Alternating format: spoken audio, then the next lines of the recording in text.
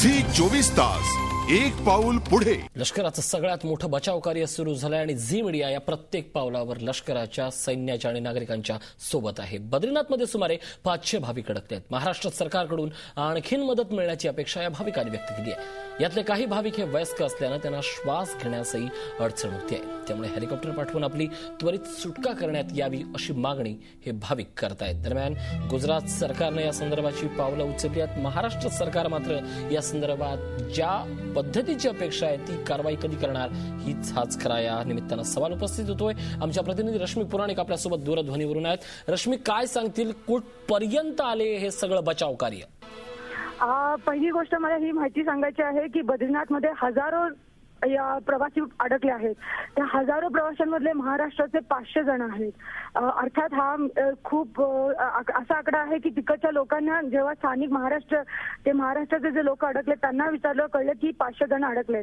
जेव्हा मी तिथे बद्रीनाथला पोहोचले तेव्हा महाराष्ट्रातल्या लोकांनी आम्हाला ही माहिती दिली की छत्तीसगड, आसाम, गुजरात मधल्या सरकारने त्यांच्या लोकांसाठी चॉपर्स पाठवले होते. या चॉपर्सने त्यांना उचलून सोडवण्यात आलंय. मग आमच्या राज्याचे सीएम, मुख्यमंत्री सुशील कुमार शिंदे स्वतः गृहमंत्री आहेत. मग त्या आमच्यासाठी मदत का करत नाहीत? अजूनपर्यंत महाराष्ट्र सरकार काय सुरू केलंय? आम्ही जोशीमठ पर्यंत पोहोचलोय, पण महाराष्ट्राचे अधिकारी अजूनही देहरादून असेल, हरिद्वार असेल, ऋषिकेश पर्यंतच आहेत. हा जो एरिया आहे देहरादून, ऋषिकेश, हरिद्वार हा खूप लांब आहे आणि आपले महाराष्ट्रातले जे सर्व प्रवासी अडकले आहेत ते बद्रीनाथमध्ये अडकले. बद्रीनाथवरनं जरी ते आले जोशीमठला, त्यांना पुढचा जोशीमठवरनं परत हरिद्वार आणि ऋषिकेशपर्यंत खूप मोठा प्रवास करायचा आहे.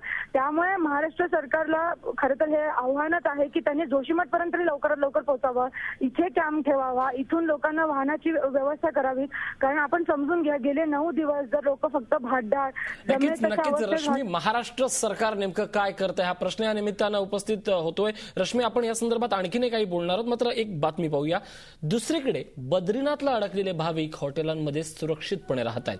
उलट दुर्गम भागातल्या आणि पडझड झालेल्या नागरिकांना सोडवणं हे आधी महत्वाचं आहे असं ITBPनं म्हटलंय. बद्रीनाथचे काही यात्रेकरू हे सदन असल्यामुळे उलट तेच पैसे देऊन हेलिकॉप्टरची मागणी करत असल्याचं ITBPचे महासंचालक अजय चड्डा यांचं म्हणणं आहे.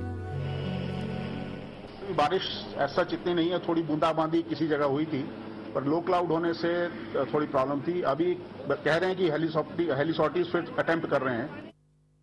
आपण या संदर्भात बोलतोय. रश्मी पुराणिक आपल्यासोबत आहेत. आपण पाहतोय की ITBPचे हे जे सगळे दावे आहेत त्या दाव्यातलं एक तथ्य आपण शोधून पाहिलं पाहिजे की संपूर्णपणे पर्यटकांना सोडवण्याची ज्यावेळी आपण गोष्टी करत असतो, पर्यटकांना सोडवण्यासाठी प्रचंड पद्धतीनं लष्कराचे प्रयत्न चालू आहेत, पण तिथल्या स्थानिकांचं काय, तेही कुठंतरी फसलेले असतील. या नागरिकांपर्यंत ही मदत पोहोचणं आवश्यक आहे, कारण त्यांची घरं उद्ध्वस्त झालेली आहेत. तेही कुठल्या तरी जीवाच्या आश्रयानं, जीवाच्या भीतीनं ते कुठल्या तरी एका डोंगर कपाऱ्यात असतील. त्यांना संपूर्णपणे सुरक्षित स्थळी हलवणं ही आपली जबाबदारी आहे.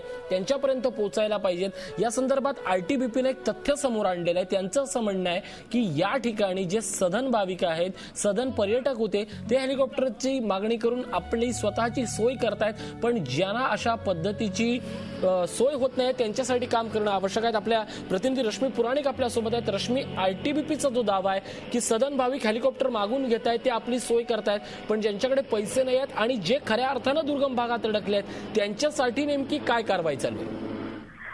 ऋषी, ह्या संदर्भात तर आम्हाला असं चित्र दिसलेलं नाहीये, कारण आम्ही जोशीमठला कालपासून आहोत. आम्ही बघतोय एअरफोर्सने आपले चॉपर्स लावलेले आहेत आणि त्यांनी जे आसपास जे प्रायव्हेट चॉपर्स आहेत ते पण आणलेले आहेत, पण ते आर्मीच्याच खाली आहेत आणि कंटिन्युअसली रेस्क्यू ऑपरेशन चालू आहे. लोकांचं कुठेतरी म्हणणं होतं की लोकांना उचलण्यात आलंय, पण जर कालपासून आम्ही बघितलं, अर्थात ही एक खूप मोठी गोष्ट समजून घेण्यासारखी आहे. जर 9 दिवस तुम्हाला नीट खायला प्यायला नाही, खूप थंडी आहे, जिथे तुम्हाला श्वास घेण्यासाठी त्रास होतोय, 9 दिवस अशा परिस्थितीत राहिलेली लोक ही किती फ्रस्ट्रेट असू शकतात. कारण आम्ही जेव्हा स्वतः बद्रीनाथमध्ये उतरलो तेव्हा लोक आमच्या अंगावर धावून आले, मीडिया आमचं बाईट घ्या, मीडिया तुम्ही आमचं दाखवत नाही, मीडिया चुकीच्या बातम्या देतात, इतक्या वाईट पद्धतीने लोक आमच्याकडे आले.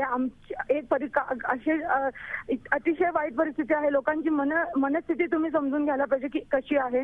त्यामुळे त्यांचे असे आरोप असावेत, असे 1-2 प्रकरणं घडली पण असतील, पण आज आम्ही जे एअरफोर्सचं ऑपरेशन बघितलंय स्वतःच्या डोळ्याने, नक्कीच रश्मी, एकूण त्या लोकांचा राग आपण समजू शकतो, संताप आपण समजू शकतो, पण या सगळ्या परिस्थितीत मीडिया त्यांच्या मागे सक्षमपणे उभा राहिलाय आणि म्हणूनच सरकारला याची कुठेतरी दखल घ्यावी लागली आहे, हेही आपण नाकारून चालणार नाही. धन्यवाद रश्मी या सगळ्या माहितीबद्दल. झी 24 तास, एक पाऊल पुढे.